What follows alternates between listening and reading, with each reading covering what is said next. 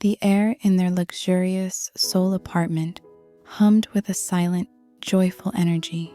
YN moved through the sun-drenched living room, her fingers tracing the back of the plush sofa, her heart a wild, fluttering bird trapped in the cage of her ribs. Today was the day. The little white stick, now hidden in her dresser drawer, alongside the printed confirmation from the doctor, had changed everything. She was carrying a piece of him, a piece of them. A dream she hadn't even realized was fully formed until she saw those two pink lines. She had planned everything. His favorite meal, samgyeopsal, was prepared and keeping warm. Soft melodic music drifted from the speakers. She'd even lit his favorite sandalwood candle. Every detail was a love letter, a prelude to the happiest news of their lives. The click of the key in the lock sent a fresh jolt of adrenaline through her. She smoothed down her dress, a soft, cream-colored fabric he loved, and took a steadying breath. Jungkook stepped inside, looking every bit the global superstar, and her devoted husband rolled into one.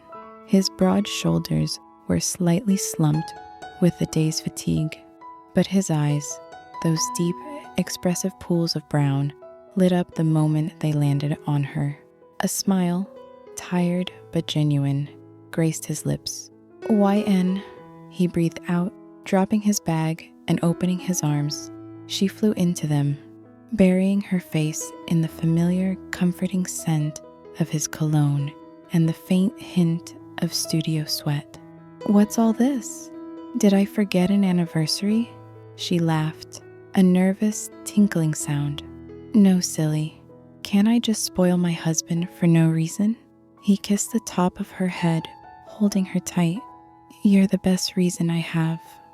They ate amidst easy laughter and shared stories of their day.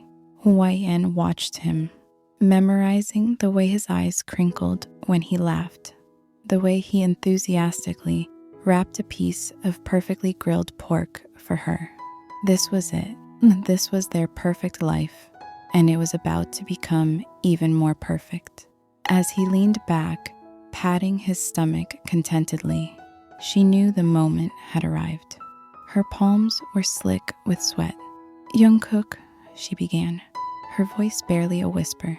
She reached into the pocket of her dress and pulled out the small, folded ultrasound report. Her hand trembled as she placed it on the table in front of him. I have a surprise for you." His smile was curious, warm. "Another one? What is it, love?" "Open it," she urged, her heart hammering against her sternum so violently she was sure he could hear it. He picked it up, his long, elegant fingers unfolding the paper with a casual flick. His eyes scanned the clinical print, the black and white, grainy image of a tiny bean-shaped blob. The smile on his face froze. Then slowly, piece by piece, it shattered. The silence that descended was not peaceful. It was thick, heavy, suffocating. The music seemed to die away. The candlelight flickered ominously. YN's own smile began to waver, confusion clouding her joy. "Jungkook," she prompted, her voice small. "Say something." He finally looked up from the paper, and the expression in his eyes made her blood run cold. It wasn't joy or shock or wonder. It was horror, pure, unadulterated horror. Is this real?"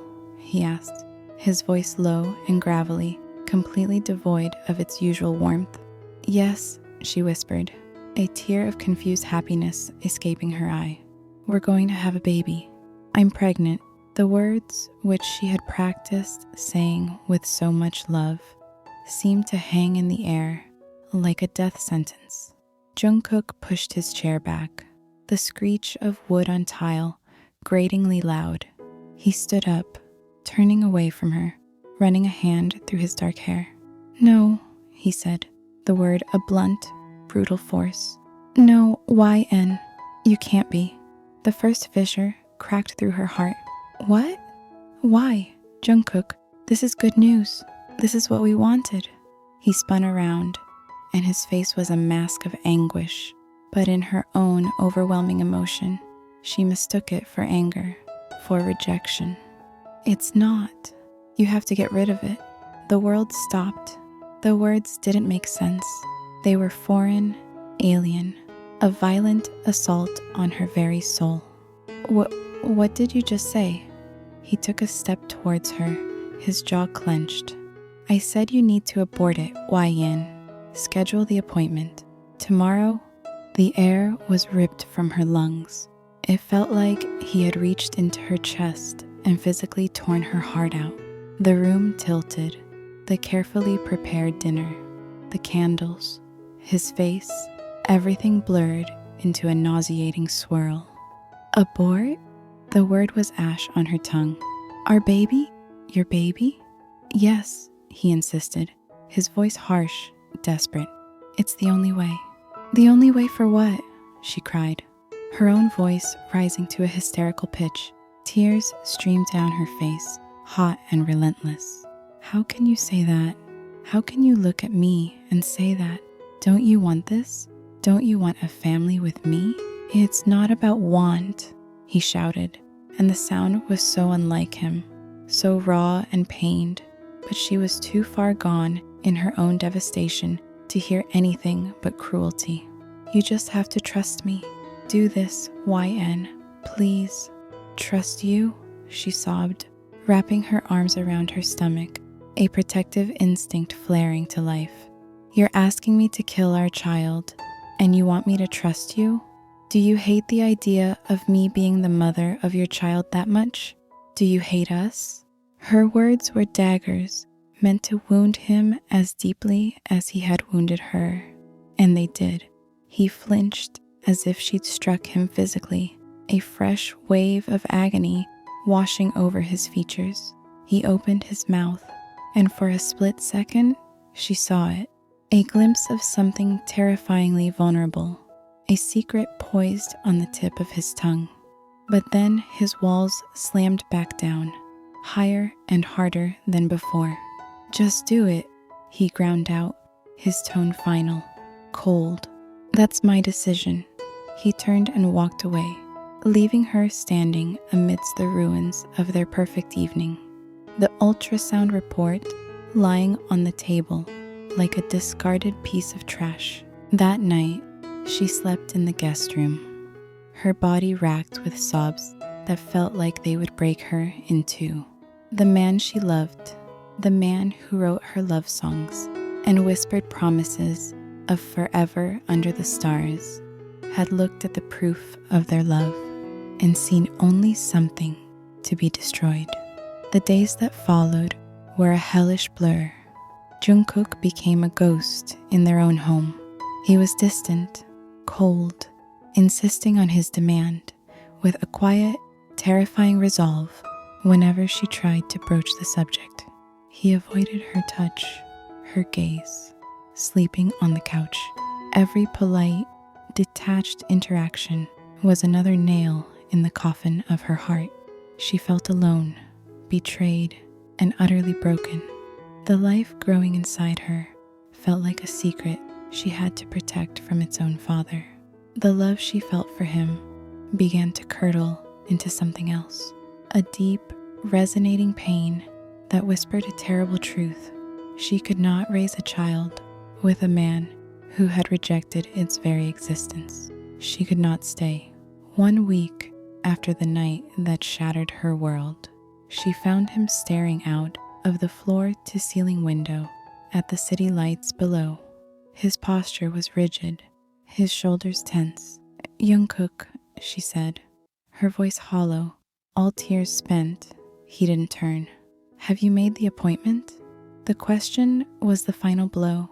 She took a deep, shuddering breath, her decision cementing itself in her soul. No, and I never will. She saw his shoulders tense further. I'm leaving you. This time he turned. The cold mask he'd worn for a week finally slipped, revealing raw panic beneath. What? YN, no, you can't.